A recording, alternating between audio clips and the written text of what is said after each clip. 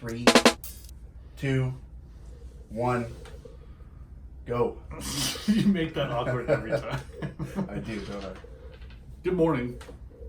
Welcome to Podcast International. Podcast International. Today on the docket, we've got a rideshare article, Death After Sex. That's going to be an interesting one. Weed breathalyzer, a Grand Canyon scandal. What else we got? A sword dude on top of the Empire State Building, I think it was. Yep. And some crimes in Crimes in space, baby. Crimes in space. Crimes in space. So to kick everything off, I'd just like to say I found my good pen. Good. It's still not as nice as your pen, but that's fine.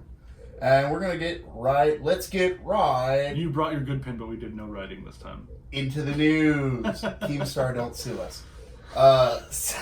So for our first article, I've got South Carolina's pushing some legislation to include lighted signs on rideshare vehicles. Why is that? Because it comes from a recent murder. A murder on a ride? Murder! Who saw this coming? Yeah, who saw that coming? Craigslist. Craigslist saw it. Like, what, 15 years ago. So apparently this 21-year-old got into what she thought was her Uber, and it wasn't. It was a murderer. It was a murderer's Uber. Like of all the cars for her to pick, she's Yeah. like, we're going to go with a She's creepy like, looking van. Looks like my Uber. Fuck it. So now the state's pushing for all the vehicles, for rideshare vehicles, to have lighted signs instead of just, or illuminated signs instead of just a sticker that says Uber or nothing at all. Anybody can get a fucking Uber. Yeah, I mean, have you ever been in an Uber? No, I have not. For real? Nope, never been in an Uber. That's weird, dude. Well, I've just never had a reason. You just never had a reason? No. We're going to get into that later with our weed breathalyzer article. But I think there's probably been a reason or two out there. So the interesting thing, before I start all this, companies like Uber and Lyft really don't like sharing their data. They really don't like sharing any of their statistics about crimes that have occurred, assaults that have happened, any kind of anything that has gone on in their Ubers, Lyfts. Does it not reflect in their negative reviews? Like, how was your ride? Not good. I got stabbed. So the exact number of people pretending to be a rideshare driver, I have no idea. And so unfortunately, I have to use some taxi data, which definitely doesn't translate very well, but unfortunately that's where we got to go. And but if you do a quick Google search, I don't know if you've researched any of this in the past, you'll find that it is not a rare occurrence. Uber drivers they've been sacked. And many a time. Uber riders have been sacked. So it doesn't really look like a great place to get a ride. So in 2014, the Bureau of Labor Statistics found that 3,200 taxi drivers, they were hurt or killed on the job. That's a lot of people. And 180 sustained injuries caused by a violent person. And that's 5.6%. Honestly, I mean, those numbers sound like really high, but when you throw that percentage in there, 5.6%, honestly, that's not a bad bet. Not really. Yeah, like if you think, okay, well, this guy's got a 5.6% chance of losing, I'm going to bet on that guy. You know? You know what I mean? Well, it's a 5.6% chance that he's going to lose. I think I'm going to do it. So, now rideshare services, say that 5 times fast. Rideshare services. Don't do it. Rideshare They most likely have a number that is higher than that because, I don't know if you know this, most taxis, I don't know if you've ever been in a taxi, because you're a fucking weird person, you've never been in an Uber, they lack the partition between the driver and passenger. And that partition is what really protects the taxi driver and the patron in that situation, because without that partition, it's well, I mean, wild, most wild Uber west. vehicles are personal vehicles, so no one's gonna have the partition up. So, but this is the interesting fact that I've gotten from this. Ride-sharing services like Uber and Lyft have led to a 16% reduction in traffic fatalities every year. And you know why? because of the reason that you don't take Ubers, because of drunk driving. So it lowers drunk I don't driving. drink and drive though. No, I know you don't drink and drive. Nobody drinks and drives. That would be illegal. Don't be a smart ass. That would be illegal. So this is what leads us to that night, right? She's 21. I'm pretty sure it was probably her birthday, which is very sad. Well, at least she wasn't drinking and driving. At least she wasn't drinking and driving. So apparently she got into the wrong car, and she left the bar thinking that it was her Uber, and Wait, she left the bar by herself on her 21st birthday. Right? I know, what a sad night. That would have been a shitty fucking 21st. Not only did she get murdered, but she went to the bar by herself. Yeah, she probably went and left, unfortunately. So now she got into the wrong car, and the terrible thing about this is terrible. She the person who was impersonating this Uber driver, it's not like they just thought, well, okay, this random person got in my car, I'm gonna go ahead and murder him. No, they thought ahead, and they put on the child locks. So as soon as she got in the car, her fate was pretty much sealed, and that's very sad. Now, the driver's car was later found, and he was arrested and charged with the murder of that young woman, which is, that's a happy side of this, that the dude was found almost immediately. I think it only took him like a day to find the guy and then bring him in. But the woman's father says that he's going to devote his entire life to making legislative changes for companies like Uber and Lyft so that they can be more safe. I almost said more safer. More safer. That's more fine. safer. Go with more safer. More safe, so that they can be more safer. And one of the ways that he has already begun that is through the introduction of this law, which is aptly named after the victim. But why can't everybody just get an illuminated sign that says... Right, yeah, you could, I feel like if you really wanted to do something nefarious, you could probably just get or make an illuminated sign that says Uber, or sign up to be an Uber driver. You know what I mean? Sign up to be an Uber driver or a Lyft driver or whatever. But, I feel like the thing that we have to take away from this is that you really got to be cautious. You have to remember that you're putting yourself in a situation that's not a comfortable one, and that somebody can take advantage of. And you can't just get into your Uber thinking, whew, like, I'm good now. I'm safe, I'm in my Uber. Yeah, I'm safe, I'm in my Uber, and you shouldn't feel that way regardless of the situation that you're getting into, whether you're getting into a taxi, a limo, Uber, Lyft, Postmates, Domino's delivery driver, however you're getting around, back of a bicycle. You really rides with the Domino's? Me, maybe. He just shows up to the house and you're like, hey, can I get a ride? Hey, you go to the Domino's. I feel like I've read this before. Go to the Domino's. Order a pizza to your house. Oh. And then, no, not somebody else. See, that's what I thought. Why wouldn't you just order the pizza to your house and not leave your house? How would you get to the bar? That's the whole point. You go out, you get drunk. Oh, okay. I see where you're going with this. Yeah. Right. You go out, you get drunk. I'm not endorsing this, but you go out, you get drunk, and then you order the pizza home, and you beg, I guess, the Domino's delivery driver, hey man, I really need a ride. You're already going there. I'll tip you extra. So, and on that same argument, though, these companies definitely provide a service that is incredibly helpful. It is, yeah. Yeah, because there are so many people. You look at the introduction of companies such as Uber and Lyft, and how that 16%, that's a lot of people who have not been murdered on the road, drunk driving, murdered, drunk driving, getting into accidents, getting a DUI, messing up their life through that, one way or another. And you gotta make a plan for yourself. Either don't drink. Your options are really this. Either you go out and you have a designated driver, or you don't drink and you drink at the house. And you take yourself home. Or ride home with the Domino's driver. Or ride home with a Domino's driver, which is probably worse than riding in an Uber. At this point, I think it is. Yeah, at this point, I feel Unless like... Domino's driver is a murderer, too. Yeah. And not only is he murdering you, but he's also eating your fucking pizza. Jesus Christ, you order the pizza, get the ride, and he murders you? He's like, damn. He's like, damn. They put pineapples on the pizza. He's like, what'd you?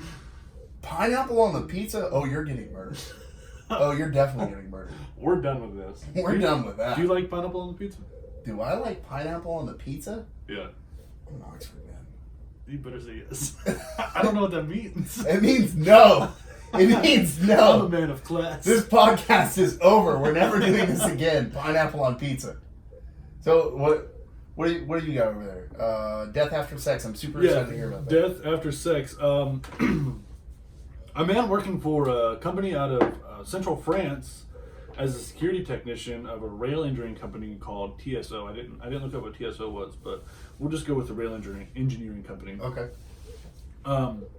Was on a business trip and then died after having sex with a woman he met on the trip. Lit. That's the best way to go out. Right? He was like... Toilet, sex. Yes. So a French court ruled in his favor and stating that the employer is responsible for said accident that happened. So after a night of hard work... Are you insinuating that it wasn't an accident? I don't know. Accident? I mean, it was, but like... He was intentionally going out and having sex. Right, but I'm saying the dying part. Okay, I see your point. My bad. Okay, so after a night of work, he went to this woman's house, left the hotel room that they were in, right? Went to her house, had coitus with her. He knew her biblically. And then leaves and goes back to the hotel, left the paid company hotel, right? Okay. Arrives at the hotel and dies from a heart attack. Oh my! Wait! He arrived at the hotel. Did he engage in coitus? Not at the hotel. Oh, he left the house. Jesus Christ! This man's schedule is incredible. Got to the hotel. Left the house. Got to the hotel. Probably was like texting his friends and was like, "Hey, yeah, like scored on the business trip. Told you guys I would, like, or something crazy." Yeah. And then died. Oh man, that's terrible. It is so terrible. That's terrible. He didn't even die during sex. Yeah, no. It was after. His heart was like, I'm a stallion. I'm going to hold out for 15 more minutes. Hopefully his Uber there gets me there on time. Yeah, right. Tired. I got to work in the morning. So, the health insurance fund, what they called it, decided it was a work-related injury. Hell yeah. But I think that the company was also into low-budget points or something, and maybe that's how it was a work-related injury, because I don't understand. Like, I feel like maybe they just had to file something. They had to. So they're like, we don't have enough injuries around here. So not only was the rail engineering company dabbling in rail engineering, but they have an adult film company on the side, I think, because this is low budget as fuck. Yeah, this like they're like, oh, we can't let know that Dave died on a business trip having sex. That's so, not going to be so good. Anyway, so French law considers any accident that happens on a business trip to be work related, even if the activity is not closely related to the employee's mission. Right? Mission. So that's like if you died eating a burger, if you died in the shower, God, anything that has to do. If you're on a business trip and you die eating a fucking cheeseburger, you're in good hands. You're in great hands because they're paying 40% of his annual wages for the rest of someone's life because he's not, of course, getting this money. 40% of his annual wages just going to whoever his benefactor is. Yeah. Whoever's benefactor is. And the insurance fund stated that sex was part of everyday life. Hell yeah. Maybe his life. Cheers. Cheers to you, mate. So the company is trying to appeal this in a higher court. And they're just losing. They're losing drastically over this. They're really trying to fight that? Just pay the man. Damn. Pay the man's benefactor or beneficiary, That's rough. And let it go. But like just I guess put in your guidelines if you have sex during our business trips, then that's we will not pay a claim to anything that happened to you in the meantime. Yeah, they're like, look, you're covered if you eat burgers. You're covered if you go skydiving. You're bungee jumping, I don't care. But if you have sex, no longer covered. No longer covered. Is that the end of that one? That is the end of that article. Okay, well, we've got the weed breathalyzer. This is one that I was super let me hear excited about it. I was super excited to talk about this. Now, this one's a little laden in fact. So, we're going to start by talking about what everybody's aware of, what you at home are aware of, the traditional breathalyzer. So it was invented in some year that I could not find, which is. Have you ever had a breathalyzer? No, I haven't. Okay. No, honestly, I've never been pulled over for driving drunk because I've never driven drunk. Cheers to me. But I've always kind of thought, man, I really want to get hit with one of those breathalyzers. No, you don't. I don't know. I've never drank something about it. I was a passenger. they pull out the little plastic thing, stick it in there, and they're like, all right, breathe into this. You have to breathe so long. It takes forever. Oh my god. Like, he's like, and keep breathing, keep breathing, keep breathing, keep breathing, keep breathing. You're like, and he's like, no, we gotta restart. No, he's like, keep going, and I'm just like, Jesus. I can't breathe out anymore. I've always, honestly, truly, I've always wanted to like do one.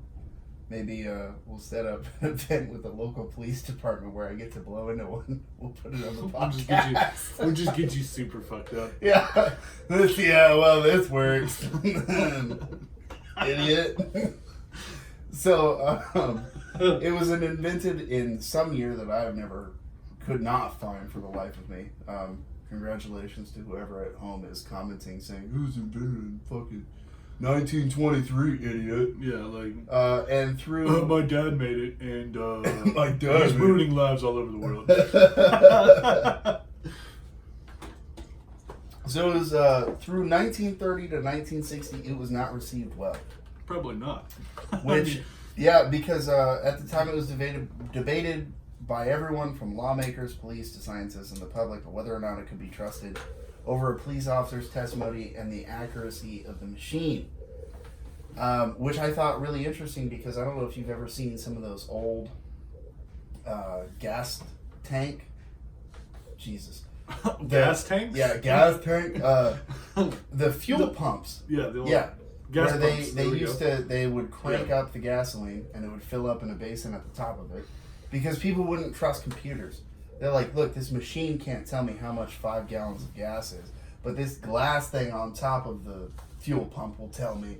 It won't steer me wrong. So they would pump it up to that, and then it'd fill up to however much you wanted, and then you'd pump that directly into your car because people wouldn't trust it. Right. So at that point in time, it makes complete sense that people would say, I'm not going to trust this little box that I blow in, and it's going to tell me how drunk I am. I'll tell you how drunk I am. I'm drunk, Dave. I'm drunk, Dave. That's how drunk I am. That's how drunk I am. So there was also a lot of debate about BAC, so blood alcohol content, and how high was too high, which is like even today, I would agree with because you've done the breathalyzer. I was at a bar one time, and they had on the wall. It was the weirdest thing. It was like a coin operated breathalyzer, and you put your quarters in there. There was McDonald's straws. I swear to God, they stole them from the McDonald's down the street in a little dispenser. And you put it in there, and you blew into this thing, and it would tell you what your BAC was, which I thought was kind of cool. You know, the bar doesn't want you to drive drunk, so they're like, "Hey, find out if you're below the legal limit, but and still pay us a quarter." Yeah, still pay us a quarter. Unfortunately, that bar is closed down now. So me and my brother decided that we were gonna blow into this thing. And it was crazy because his BAC was like way higher than mine was. And I'm a huge lightweight. So I'm feeling these beers way more than he's feeling these beers. And his BAC is higher than mine. I'm like, how is it that I'm like, I know I can't drive. And you're like, yeah, I'm good. And your BAC is higher. So it's an interesting thing. That just because you're at or above, that's the point I want to stress. But just because you're at or below the legal limit doesn't necessarily mean that you're good to drive. Really, the question is, am I good to drive? That's the question. I mean, if you have to ask yourself, then... And if you have to ask yourself, maybe the answer is no. Okay, so where does this relate to the weed at? The same debate is occurring over the marijuana right now. So first, before we get back into that, 33 states have approved medical marijuana, and of those 33, 11 have approved recreational. Right. Hell yeah. And that leaves only 17 states where the drug is fully outlawed. Not allowed at all. And sidebar from the sidebar of the sidebar is there are 2 cities, not even states, where magic mushrooms What? are decriminalized. I don't know if you know what decriminalized is, but I had to like read 5 different articles for like 30 minutes about what the hell decriminalized means. Now, decriminalized doesn't mean it's legal. Decriminalized doesn't mean they don't care. It just means that they're not going to go for it anymore. So if you've got... So how rampant is the shroom usage? Well, these two cities are Denver, Colorado, and Oakland, California. Surprise. Yeah, surprise on Denver, Colorado. Oakland, California, I was like, that's a random state or city. And yeah, decriminalized just means that I guess if the cops find you with some shrooms in your pocket, they're just going to go, hey man, ditch the shrooms. Before you get to the next city. Ditch the shrooms, bro. But other than that, Oregon is working to legalize magic mushrooms. So, cheers to Oregon. Well, maybe Ohio will legalize heroin or something. It's a downward hill from there, man. You just legalize whatever you want at that point. Legalize it. So, back on topic. A team of researchers at the University of Pittsburgh created a tool to detect the THC, the part of the weed that gets you high. I don't know if you know that, stoner. That's the weed part of the weed. That's the weed part of the weed? That's the weed part of the weed. Is that what you wrote? No, I didn't. That was my original thought just now. So, oh my god. So, the university's lab started developing the device in 2016 after a lot of states joined the revolution. I said that on purpose. I'm plugging the band because they're awesome. This device can detect the presence of THC even with other substances on the breath of the person that they're testing, which I thought was interesting because apparently a lot of people were like, well, what if I'm drunk and high? How will you know? You're taking 2 breathalyzers. You're taking 2 breathalyzers because we got one for both, fuckboy. Not only are we going to make you walk this line, but we're going to see how much you laugh at this dumbass movie. Shit. We're going to make you walk 2 lines. One of them is a math test, and the other one is a math test. And if you laugh, you're fucked. So, at this point, the really interesting thing is that, like, apparently, at this point, according to the researchers, at this point, the device is ready for mass production, right? And I thought, hell yeah. And the only thing left is to test the prototype. Right. I don't see how that's ready for mass production. And correlate the output. You're going to go to one of those legal cities for recreational marijuana and they're like breathing. Well, no, not necessarily. But they got to test the prototype and correlate the output of the person's level of impairment. So, okay, it says that you've got this much THC level in you, and so this is how high you are, and this is blah, blah, blah, blah, blah. Right? Personally, I don't see how they're ready for mass production if they haven't even tested the device. I'm sure they were probably like, yeah, I'm stoned. bro, let's produce this. We'll do it tomorrow. We'll do it tomorrow, bro. I'm taking a nap. So, yeah, so my thought was like, well, shit. Like, test the damn thing, right? But the problem is, how do you test a device that the primary function of the device is to detect how impaired a person on an illegal substance is, right? And you're thinking, oh, okay, it's not illegal in California, Colorado, Oregon, Washington, 33 states medicinally, 11 states recreationally. Right. But the problem is that it's still federally illegal, right? And so there's no way for you to test the intoxication level of a person of a federally illegal drug with federal grant money. But it's federally legal in Canada. So apparently they're going to do a lot of their testing in Canada. Hell yeah. And I don't know if you know this, marijuana is a Schedule 1 substance. Mm-hmm. Yeah, Schedule 1 substance. Which means it's up there with like cocaine, heroin. I don't even think heroin's Schedule 1. I think it's Schedule 2. They're like, heroin's not too bad.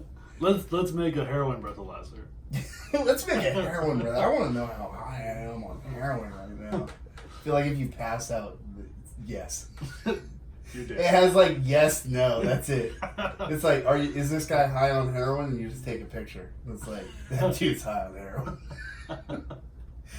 So the interesting thing to me about this is that if this I feel like personally, if this breathalyzer were to become a reality, it might pave the way towards more of these states recognizing that this is a drug that most people want to use.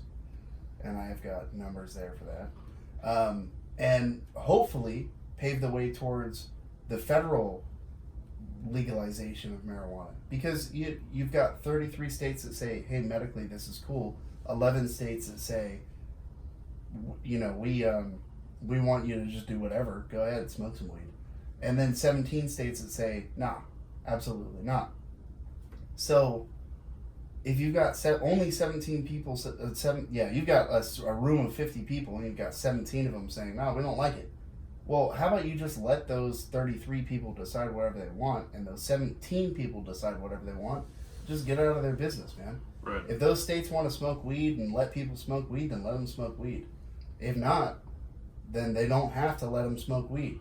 And if those people want to be able to smoke weed in Colorado and California, you know where to move, man.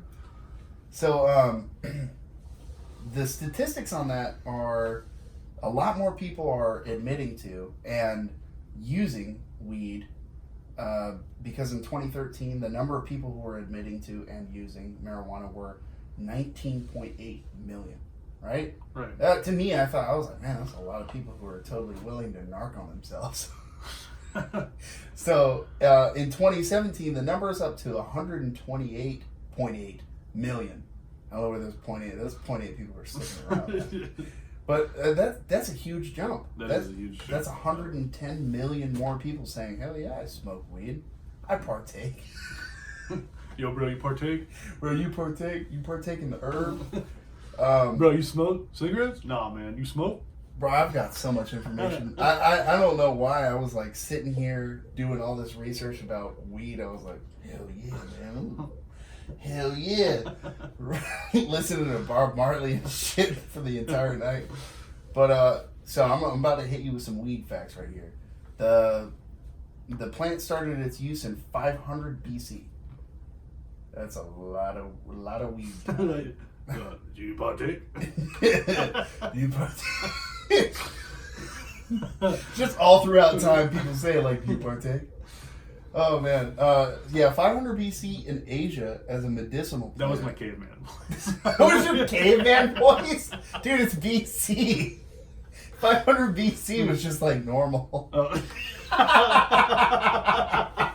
Holy shit, man.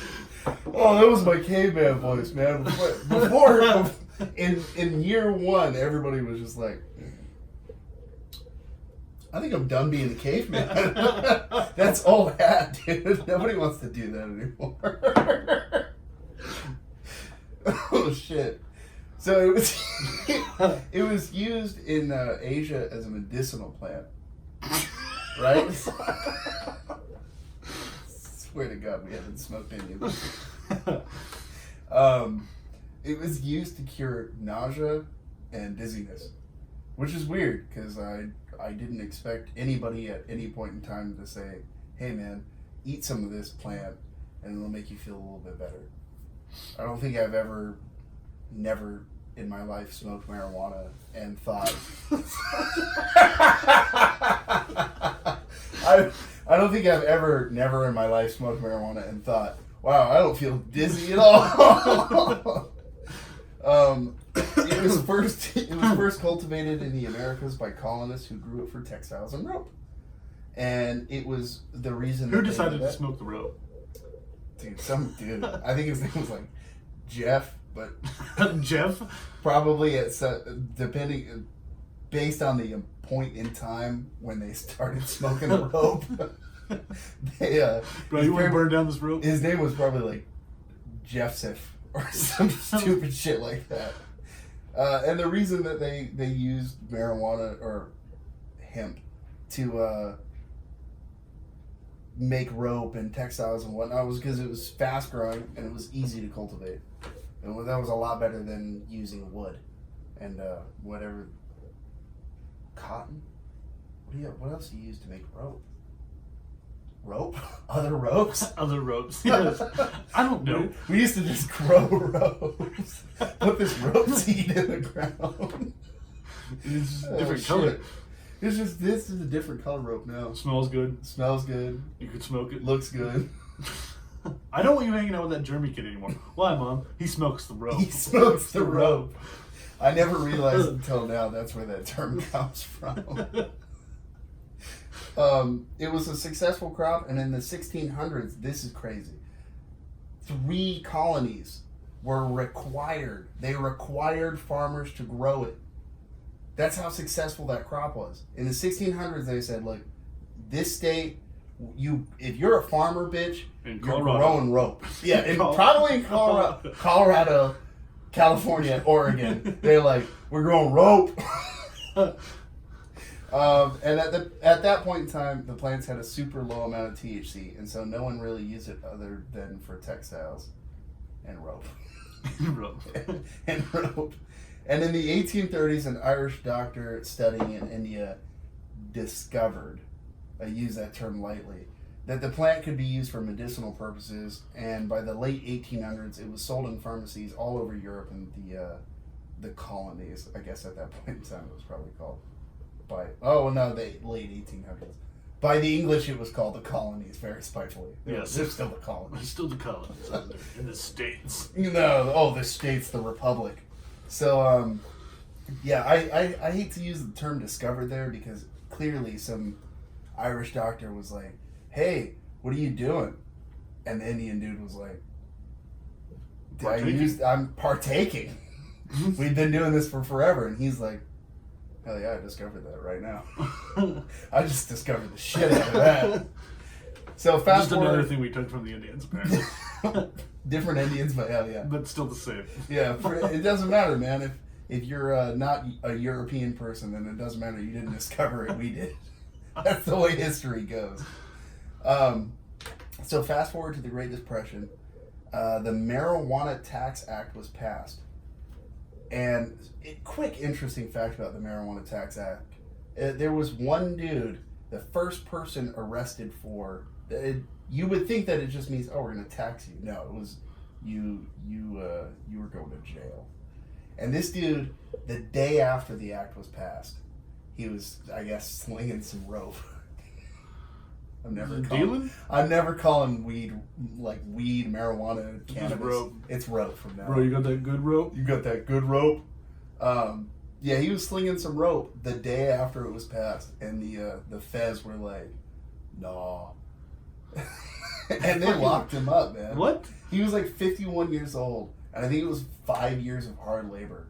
Something like that. Some insane punishment for this dude who's just like, the day after a bill was passed, he's like, bro, I'm still selling weed. Where you at? They're like, yeah, you're going to go toil the fields or whatever the fuck they did at that time. He's like closing down shop. He's like, all right, well, we had a good run, weed. And then they're like, they just show up and they're like, you're under arrest. You're under arrest. He's like, does this have anything to do with me hitting your mailbox? And they're like, no. The laws make me say no. He's like, you guys want to partake? Look, you were here earlier. I just want to remind you that you were here earlier. You were here yesterday, Jim. You were here yesterday partaking in the rope. The rope. So 40 years later, the Controlled Substance Act was passed in 1970, and that's what made marijuana a Schedule I drug.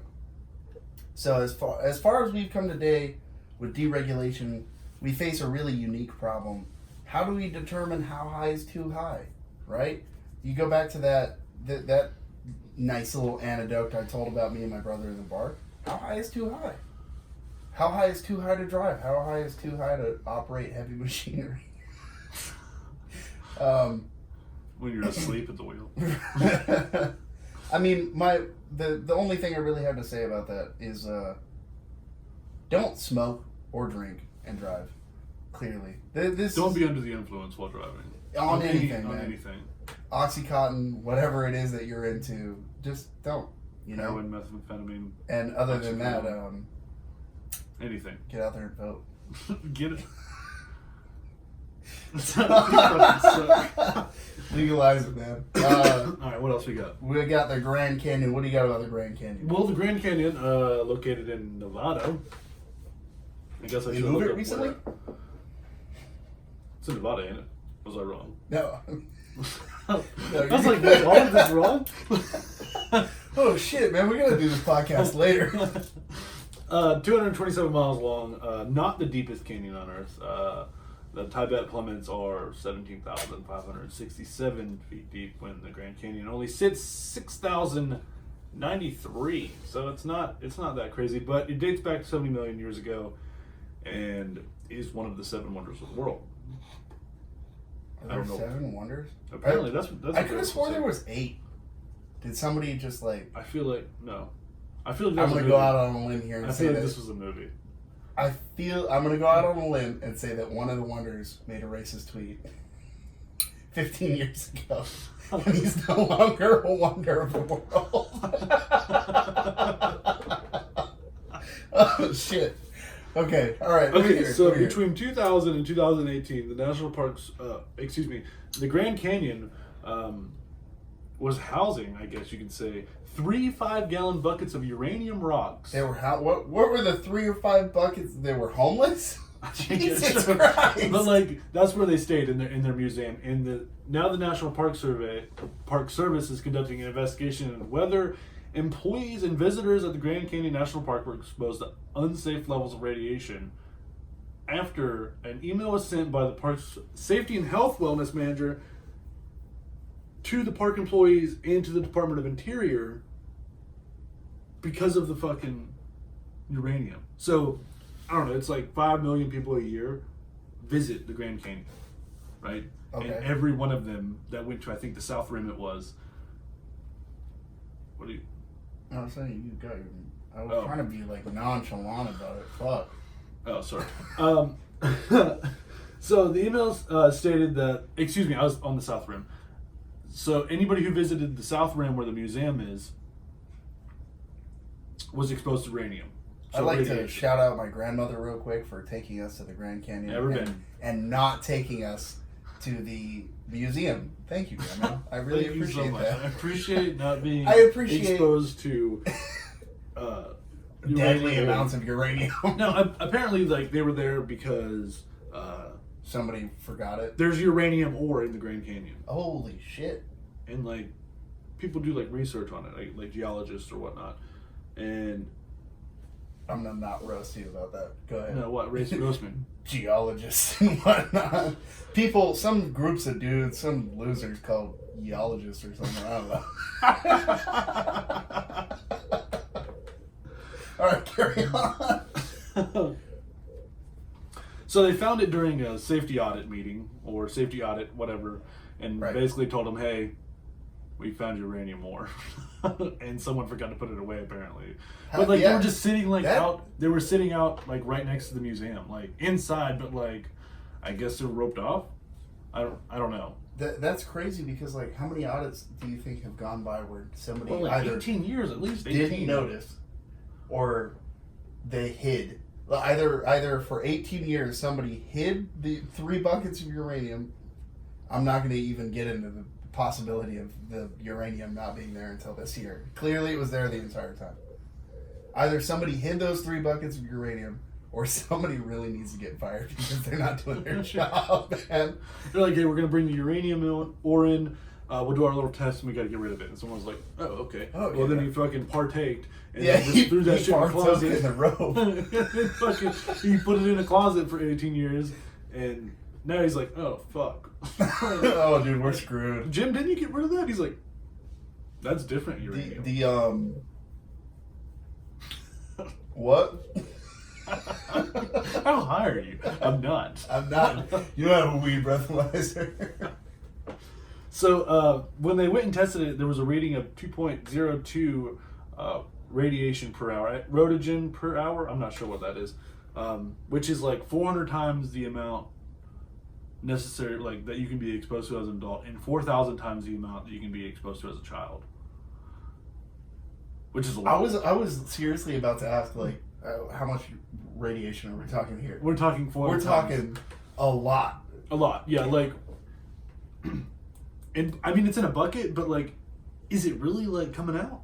So they did like a little research on it, and yes, yes, yes, it's coming out. We have done the research. It is conclusive. Yes, the uranium is leaking out. Yes. You're screwed. So the buckets were discovered in 2018, but not removed until February of 2019. So like a whole year, they were like, "Hey, you guys need to remove the uranium." They're like, "We're not partaking. We're partaking. We're partaking in the rope." So the radiation ratings at first blush exceed the Nuclear Regulatory Commission's safe limits. Identifying who is exposed and your exposure level gets tricky, and this is our next important task. So, like, what are you going to go find, I don't know, anybody who 90 million fucking people and be like, hey, we need to do a test on you to see how unsafe this level of radiation is. is. You are. Because you visited the Grand Canyon in 2000. Some G-men show up at your house and they're like, we need to remove your balls now. And it's like, what? The buckets were at waist level. What? You were at the Grand Canyon National Park in 2004. The buckets were at waist level. What are you talking about?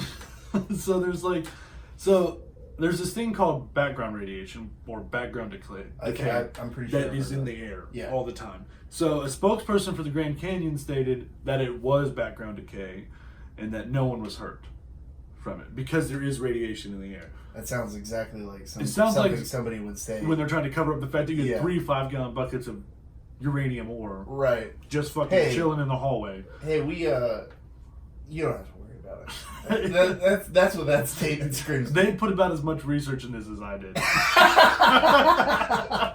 Oh my god. You know what I mean? So how much radiation is too much radiation? How much radiation? Any amount of radiation. I was about to say that, man. Shit. Too much is any. Any. Like, hey, you guys want to go to the Grand Canyon this year? Yeah, Dad, awesome. And then now you have 3 eyes. I was about to say how much. It's kind of like asking how much crack is too much crack. Yeah, how much uranium is too much uranium? Any amount that I can be exposed to. Any amount at all that I have ever been exposed to in my life is way too much radiation. That's it. That's all I got on the Grand Canyon. Okay, hell yeah. That's gonna definitely prevent me from going to the Grand Canyon Museum anytime soon. Yeah, and visit the North Rim. Yeah, I'll go. Apparently, that's the more scenic view. I'll look at the Grand Canyon for sure. Will I go to the museum? Probably not anytime soon. He's like, hey, man, there's a great museum down the road. You're like, I don't want to go. They got buckets, and it's like, I know they got buckets. So my next story right here is a New York Police Department stopped a sword-wielding man in the Empire State Building. Wait, say it one more time. The New York Police Department. Right. In the Empire State Building. You've heard of it. Yeah. The Empire State Building. So. Yeah, I think I've seen it around, probably. I've seen Spider-Man on that or something. There was a man, and he was there, and he had a sword, and he was wielding it. Was he attacking people? Not exactly. What kind of sword? What kind of sword are we talking? You have a katana? Like a claymore, pirate sword? Not a broadsword. Not even a katana. I expected a katana. At least a katana. You'd think that any maniac who brought a sword to he got it from the flea market for he's like $10. That's a cool katana. I'm going to the Empire State Building. You would expect that, but no, it was a cane sword. So kudos to the person who was working security that day and thought it's just an old man with a fucking. That's a dude with a cane. You know they're not going to make that mistake twice. No, they're checking every person with a cane, like. You're good. You're good. Enjoy. So enjoy your trip to the the rest of this story, I'm going to refer to this mad lad as Sword Bro. Xanthar the Sword Bro. Redeemer of lost calzones. Savior of the townspeople from the scourge of over-tourism. Destroyer of I Love New York shirts. Vanquisher of the dreaded subway crackhead. This man showed up Friday afternoon. It was a Friday, just like any other Friday. Till Xanthar, Sword Bro, stepped into the premises.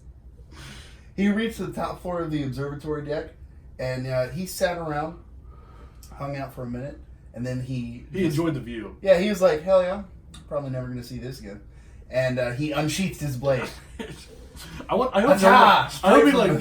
he pulls it out and no one notices because like they're like, "What's that?" It's a sword. I'll have a gun. Yeah, a gun probably would have cost more panic than a sword cane. So I'm sure he was probably well exhausted. You mean a cane from sword? Sword cane. A sword cane. Yeah, I guess a sword cane would just be any sword that you walk around with like a cane. Like a fucking cane. Look at my scythe. So I'm pretty sure. Come on in, it's just a cane. It's just a cane. He's good. You see how he's walking with it. I'm pretty sure that Sword Bro was just well exhausted from his battle with a, subway crackhead and so on and so forth. That he mistakenly turned the sword on himself to vanquish the enemies within. So this was an internal problem. It was an internal problem. There was another monster that he had to fight, and the monster was within him the entire time. He's like, I've killed all the crackheads. There's no more t-shirts. There's no more t-shirts. And there's still a problem here. There's all the rats have been cleared out of the city. I need to kill myself. Tourism is an all-time low. I am the problem. I can no longer carry this a moment burden of sudden alone. realization that maybe killing all the rats was a bad idea. Yeah, he's like, well, kind of like the rats. I'm the bad guy. I'm the bad guy on that one. So, luckily the New York Police Department arrived. They helped this guy get the help that he needed. Could you imagine that phone call? Hey, we need the police here. What's your emergency? There's a man upstairs with a cane sword. Yeah. Excuse me? Yeah, We'll be say right it there. one more time. They show up with their swords. And they're like, It's a duel. avast. Yeah, luckily they got him to release the sword. Got him on the ground. And then they got him to, I think it was Bedford. I can't really, I might be wrong on that. But the mental hospital so that he could get the help that he needs. I think that that's a good end to that story. I mean, he was wielding a sword, so going to Yeah. seek some mental health help Absolutely. was probably a good idea. That's all I've got on that one. Let me hear this NASA story. Okay, the NASA story. So, if you commit a crime in America, who brings Are you gonna justice? call? No, Ghostbusters. Really brings the Ghostbusters. So, if you commit a crime in America, then you're getting under American law or state law or wherever you are. Right. You're going to get charged. But NASA's looking into claims that an astronaut, U.S. Army Lieutenant Colonel Ann McClain, accessed her estranged wife's bank account information from space. From space. Holy shit. Because she was worried that she wasn't taking care of the woman she was married to, the estranged wife, Right. had a baby Okay. prior to them getting married. So she was worried that she wasn't making enough money to take care of this child. So what would you normally do? You would fucking be at NASA and you would fucking access her bank account. What would a normal person do? Obviously, join the NASA space program, go into orbit, and then check their bank account. Great plan. You're doing great in your life. So this is all part of her highly calculated and manipulated campaign to obtain custody of her wife's son. Warden is the estranged wife. Brought a complaint against McClain with the Federal Trade Commission claiming McClain had committed identity theft. Okay. But prior to, had access to her bank account information, and McClain states, "Oh, it's the same password as it was before." She's like, stupid idiot. Now- You didn't change the password. Now, Warden's Everyone knows you're supposed to change the password every 3 to 5 months. So Warden told the Times that she became suspicious of McClain's action after McClain knew details of how she was spending her money. So she's like, Wonder's like, or Warden, whatever, I think it's Wonder. It's Warden, excuse me. Warden's like, what'd you do? Nothing, just, orbited around Earth. And she's like, yeah. What'd you do? Go to the liquor store, spend $37.50 on a bottle of Jack? Actually, that's a very specific number. Oh my god. I saw you went and bought cigarettes from the gas station, and you did not buy the baby any food today. Oh my god, man. McLean, under oath, admitted that she had access to the bank account, like you said, and she claimed that she was doing something she had always done with Warden's bank account, looking at it. And okay. Weird, but okay. It's so weird because who's gonna bring justice to this woman for identity theft in space? That's my question. Now, none of her phones were tampered with.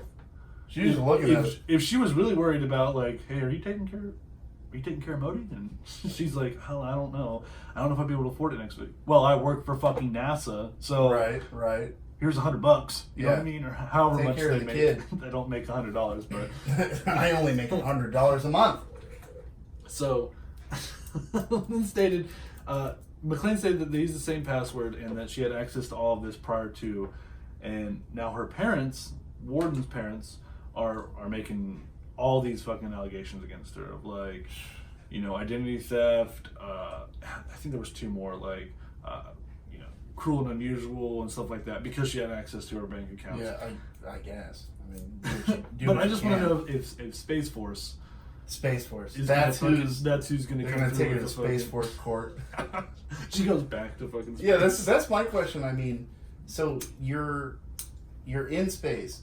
Does that mean that the country that you came from is the one that persecutes you? The country that technically the crime was committed in is the one that persecutes you? Or is it the country that you're over at the time? She's like, well, I was over China, and China doesn't give a shit. They don't care. Yeah. So, like, who persecutes you? Space? Is it maritime law out there? I don't know. How does it work? You're still a U.S. citizen at this point, right. So I imagine it'll be America, right? Yeah, well, I feel like that's the most logical thing, but I mean, the way that things go in the courts, the most logical isn't always the option. That's completely out. You were over Antarctica. We can't do anything. Yeah, we can't do anything to you. There's no laws about messing with people's bank accounts in Antarctica. Silly goose. Like you planned that. I just think it's funny that, like, if you have all this information, you can access her bank account, but you're on fucking the International Space Station, who probably has really good technology, and is she, like, zooming in on her, like, walking into the store? She's like, what is she doing today? She's been there way too long. I don't know. Is he in the car? Calling her from space. What are you doing right now? Well, I'm in Walmart. I saw that. I saw you're in Walmart. That's all the time we have here at PCI this week, and we hope to see you next week. We hope you really enjoyed this. Like, comment, and subscribe for us, and absolutely tell us about your thoughts on our the few subjects that we had to do, and really thanks for tuning in. We really appreciate everything you guys have done so far. The views have been awesome, and it's really exciting. Yeah, we did not expect this outpouring of support, really. I mean, I know it's a small support. Yeah, it's a small support, but really, when you get into it like that, I expected, like, I was going to be ecstatic with like 50 people watching it. And but the amount of views that we did get, up, actually, it's really exciting, and we really appreciate it, and we hope that you continue to tune in to the podcast and just listen to us rant about some fucking stupid shit. It only gets better from here. It does. And thanks, we appreciate it, and I guess we're signing off. Signing off. PCI until next week. All right. Boom! We just did a fucking podcast, bro.